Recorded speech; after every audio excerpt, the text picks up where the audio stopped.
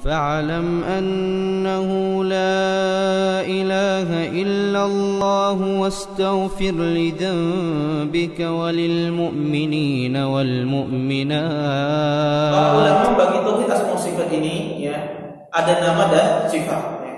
Nama dan sifat. Adapun penyimpangan terjadi pada nama-nama Allah itu kebanyakan tidak membawa kepada perkara kesyirikan ya, atau perkara yang menyebabkan seorang tersebut kufur ya. Tetapi dan penyimpangan juga yang terjadi pada nama-nama Allah hanya sebatas penyimpangan yang tidak dianggap begitu besar, tidak banyak ya, sedikit ya. Hanya terbatas pada masalah misalnya apakah nama Allah itu terbatas ataukah tidak ya. Apakah nama Allah itu 99 ataukah lebih ya. Semacam ini. Tetapi banyak terjadi kesalahan terhadap pada tauhid apa? Terhadap pada tauhid sifat, tentang sifat-sifat Allah Subhanahu wa taala. Maka kita akan fokus pada masalah sifat-sifat Allah Subhanahu wa taala. Dan ada beberapa sifat sebagian orang banyak terjadi salah. Ya. Dan ini penyimpangannya ini sangat banyak di mana-mana. Ya. Entah itu di Indonesia, entah itu di luar Indonesia, maka akan terjadi penyimpangan yang sangat banyak. Ada beberapa sifat-sifat Allah yang mana orang salah paham, sehingga mereka keliru dalam memahami sifat-sifat Allah tersebut. Sebelum saya menyebutkan, saya akan memberikan kaidah, ada beberapa kaidah yang sangat penting di dalam masalah tauhid asma wa sifat ini. Ya. Tauhid asma wa sifat ini memiliki kaidah yang sangat penting. Di antaranya adalah apa? Seorang muslim, kaidah yang paling penting dalam tauhid asma wa sifat adalah seorang muslim hendaknya dia menetapkan bahwasanya Allah itu memiliki nama dan sifat sesuai dengan apa yang ditetapkan, baik itu dari Al-Qur'an ataupun itu dari dalam hadis Nabi sallallahu alaihi wasallam, tanpa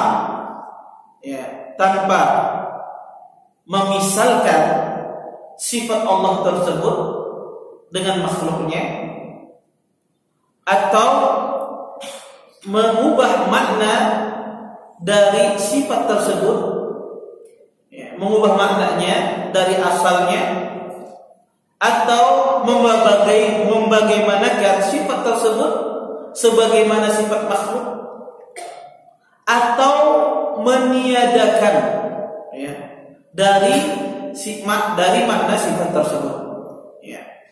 Maka seorang muslim wajib menetapkan bahwasanya Allah memiliki nama dan memiliki sifat yang indah, yang bagus, dan tidak boleh memisahkan sifat tersebut, mengumpamakan sifat tersebut seperti sifat makhluk, dan tidak boleh pula meniadakan makna dari sifat tersebut, dan tidak boleh pula mengubah makna dari sifat tersebut, dan tidak boleh pula seseorang membagaimanakan sifat tersebut seperti sifat makhluk. Saya kasih contoh.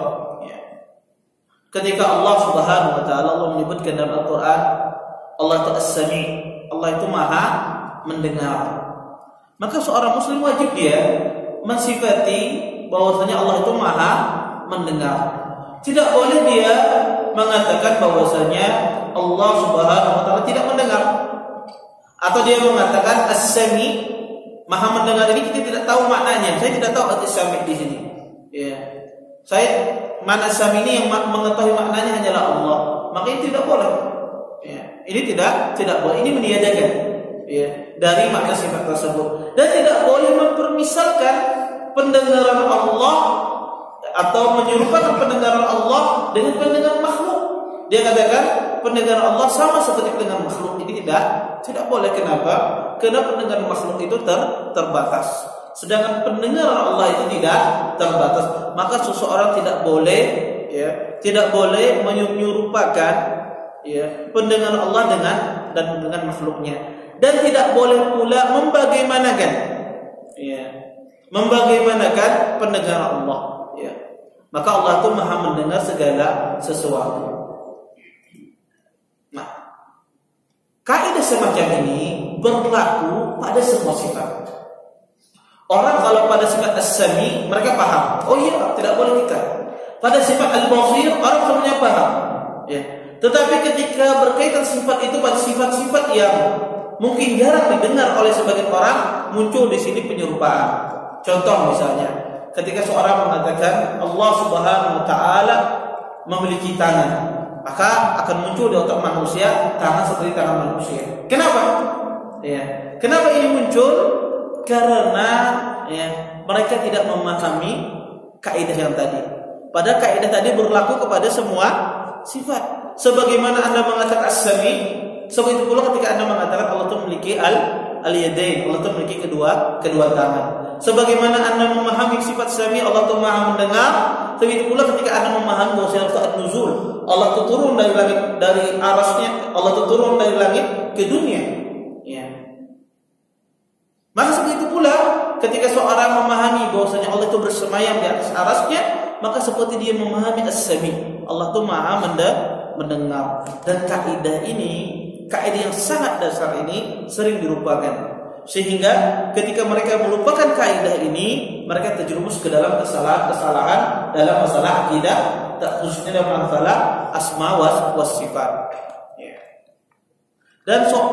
Dan yang kedua, kaidah dalam masalah asma was sifat adalah tidak mesti sesuatu itu yang sama namanya, sama bentuknya. Ya.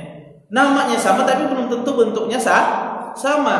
Seperti kita katakan, manusia punya tangan, kambing juga punya tangan. Apakah sama tangan manusia dengan tangan kambing? Berbeda. Ya. Ini makhluk dengan makhluk. Bagaimana makhluk dengan al-khaliq? Ya. Maka ketika seorang meyakini bahwasanya Allah itu memiliki sifat, maka tidak boleh dia menyerupakan dan tidak meyakini, dan tidak harus nama sama, bentuknya sama. Dan ini suatu yang ma'ruf, suatu yang diketahui oleh kebanyakan orang. Baik.